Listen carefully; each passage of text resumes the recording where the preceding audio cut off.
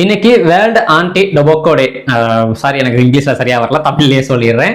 இன்னைக்கு உலக புகையிலை எதிர்ப்பு நாள். இந்த புகையில சிகரெட் மட்டும் இல்ல, பான் மசாலா இது எல்லாமே அடங்கும். சரி, இப்ப எதுக்கு இதை சொல்றேன் அப்படின்னா, இந்த புகையிலை பழக்கம் உள்ளவங்க பாத்தீங்கன்னா, சிகரெட் பழக்கம் உள்ளவங்க பாத்தீங்கன்னா உலகம் முழுக்க வருஷத்துக்கு 70 லட்சம் பேர் பலியாகிறாங்களாம். இப்ப இதுல விஷயம், இன்னொரு விஷயம் என்னன்னா, இந்த சிகரெட் படிக்கிறவங்க பக்கத்துல நிக்கிறாங்க பாத்தீங்களா, அவங்க 16 லட்சம் பேர் பாதிக்கப்படுறாங்களாம். பாத்துக்கோங்க. இதுல ரீசெண்டா சிகரெட் விலையை வேற பிப்ரவரி மாசம் ஏத்துனாங்க. இதன் மூலமா சிகரெட் பழக்கம் கட்டுப்படுத்தப்படும் அப்படின்னு சொன்னாங்க. அப்படிலாம் கிடையாது. ஏற்கனவே சிகரெட் அட்டையில எச்சரிக்கை வாசகம் போட்டாங்க, எச்சரிக்கை அந்த இமேஜ் புகைப்படம்லாம் போட்டாங்க. அப்படின்னு தெரிந்தல. அதே மாதிரி தியேட்டருக்கு படம் பார்க்க போறோம் அப்படின்னா முன்னாடி புகைப்பழக்கம் நாட்டுக்கு மீட்டுக்கு உடனத்திற்கு கேடுன்னு சொல்லி போடுறாங்க. ஒரு அவேர்னஸ் ஆடு வேற ஒண்ணு போடுறாங்க. ஆனா அதெல்லாம் பார்த்து முடிச்சுட்டு இன்டர்வல்லையோ இல்ல படம் முடிச்சதுக்கு அப்புறமும் வெளியில சிகரெட் தான் அடிக்கிறாங்க.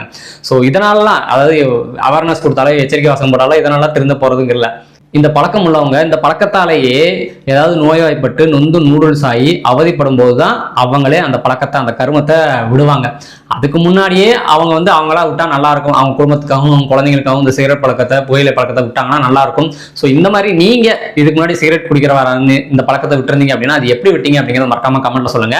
எனக்கு இல்லைங்க, வீடியோ பாக்குற மக்களுக்காக. நாங்காலி